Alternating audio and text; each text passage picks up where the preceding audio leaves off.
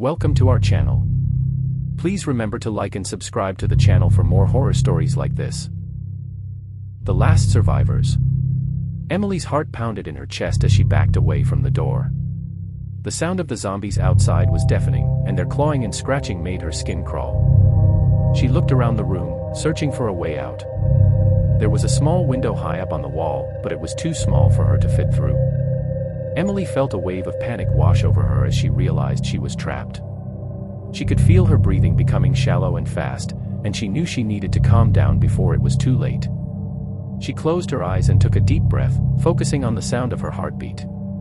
As she opened her eyes, she noticed a chair in the corner of the room. She rushed over and dragged it beneath the window, standing on it to get a closer look.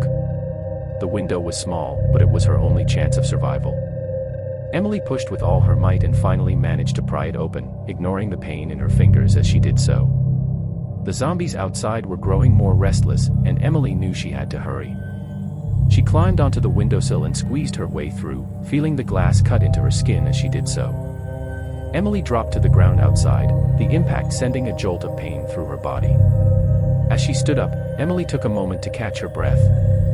She looked around, taking in her surroundings. The world was dark and eerie, with the smell of death lingering in the air. Emily knew that she needed to keep moving, but first, she needed to find shelter. She set off down the street, her heart racing as she listened for any signs of danger. Every noise made her jump, and she flinched at the slightest sound. Emily knew that she needed to stay alert if she wanted to survive. She could feel the sweat trickling down her forehead, but she didn't dare stop to wipe it away. Finally, after what seemed like hours of walking, Emily stumbled upon an abandoned building. She cautiously made her way inside, her heart still pounding in her chest. She closed the door behind her and took a deep breath, grateful to have found some shelter. But she knew that she couldn't stay there for long. Emily had to keep moving if she wanted to stay alive. Emily sat in the darkened corner of the abandoned building, her heart still racing from her narrow escape. She had managed to find some safety, but she knew that she couldn't stay there for long. The building was quiet, and the only sound was the occasional shuffling of the zombies outside. She took a deep breath and stood up, ready to continue her journey. As she stepped towards the door, Emily heard a noise coming from the other side. Her heart jumped into her throat as she realized that she might not be alone. She tiptoed towards the door, trying to stay as quiet as possible. As she reached the door, Emily could hear the sound of shuffling footsteps on the other side. She held her breath and reached for the doorknob, ready to defend herself if needed. The door creaked open, and Emily saw a figure standing in the darkness. At first, she couldn't make out who it was, but as the figure stepped forward, she realized it was a person. "Who are you?" Emily asked, her voice trembling. The figure stepped closer, and Emily could see that it was a man, a little older than her, with short dark hair and piercing blue eyes. He looked just as surprised to see her as she was to see him. "My name's David," he said, extending his hand. Emily hesitated for a moment before shaking his hand. "I'm Emily," she said. They stood there in silence for a moment, each sizing the other up. Emily had been alone for so long that it was strange to have someone else around. But something about David made her feel safe. "Are you alone?" David asked. Emily nodded. "I was with a group, but we got separated." David looked at her sympathetically.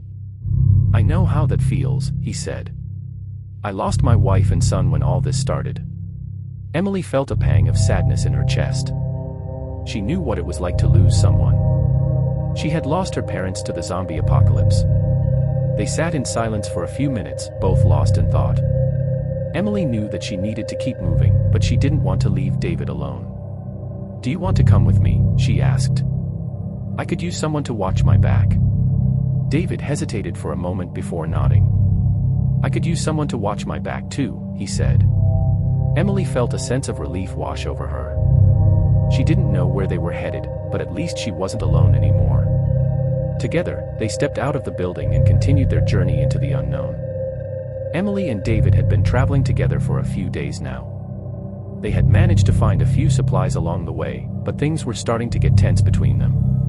Emily had started to notice that David was becoming more and more distant. One night, as they were sitting around a campfire, Emily decided to confront him. Is everything okay? She asked. David looked up at her, his eyes hard. Why do you ask? Emily hesitated for a moment before speaking. I just feel like you're not as close to me as you used to be. David looked away, and Emily could tell that something was bothering him. I'm just having some second thoughts, he said. Second thoughts about what? Emily asked, her heart racing. About traveling with you, David said, his voice cold. Emily felt like she had been punched in the stomach. She couldn't believe that David would turn on her like this. What do you mean? She asked, her voice shaking. David stood up, towering over her. I mean that I think it's time for me to move on. You're slowing me down. Emily stood up too, feeling a sense of anger rising up inside her. Slowing you down, she said, her voice rising. You wouldn't even be alive if it wasn't for me. David took a step closer, his eyes blazing with fury. You think you're so tough, don't you? He said. Well, let me tell you something, Emily. You're nothing without me. Emily felt a wave of fear wash over her. She didn't know what to do. She had trusted David, and now he was turning on her. What are you going to do? She asked, her voice shaking. David didn't say anything. Instead, he reached for his bag and started to walk away. Emily watched as he disappeared into the darkness, feeling alone and vulnerable. She didn't know what to do next. She was alone once again, and she didn't know how much longer she could survive on her own. Emily knew that she had to keep moving, but the thought of being out there all alone was terrifying. She had to find a way to keep going, even if it meant facing the zombie apocalypse alone. Emily had been on her own for weeks now. She had managed to scavenge some supplies, but they were running low. She had been wandering through the city when she heard the sound of gunshots in the distance. Emily knew that she had to investigate. As she drew closer, Emily could see a group of survivors holed up in a building. They were surrounded by zombies, and it looked like they were making their last stand. Emily felt a surge of adrenaline as she ran towards the building. She knew that she had to help these people, no matter what it took. Emily reached the building and saw a man standing at the entrance. Let me in, she shouted. The man looked at her warily, but he could see the determination in her eyes. Okay, but be careful, he said, opening the door. Emily stepped inside and saw the survivors huddled in a corner. They were low on ammunition, and the zombies were getting closer. Emily knew that they had to act fast. She rallied the survivors and they began to work together. They set traps and barricaded the doors and windows. Emily had learned a lot during her time on her own, and she was able to teach the others how to defend themselves. The zombies came in waves, but the survivors fought back with everything they had. Emily could feel her heart racing as she fought off the undead. She had never been in a battle like this before, but she was determined to survive. Hours passed, and the survivors were getting tired. Emily knew that they couldn't keep this up forever. Suddenly, there was a loud crash as the zombies broke through the barricades. Emily knew that this was it. This was their last stand. Emily grabbed a machete and charged towards the zombies. She could feel the weight of the weapon in her hand, and the adrenaline coursing through her veins. Emily fought with everything she had, cutting down zombie after zombie. The survivors fought bravely alongside her, but they were outnumbered. Emily could feel her strength waning, but she refused to give up. She fought until the bitter end, taking down as many zombies as she could. Finally, the last of the undead were defeated. Emily looked around, panting for breath. She had survived. The survivors looked at her in awe, grateful for her help. Emily knew that this wasn't the end. There would be more battles to come, more zombies to fight. But she was ready. Emily had proven to herself that she was a survivor, and she was ready for whatever came next. After the battle, Emily and the survivors rested for a while, taking stock of their situation.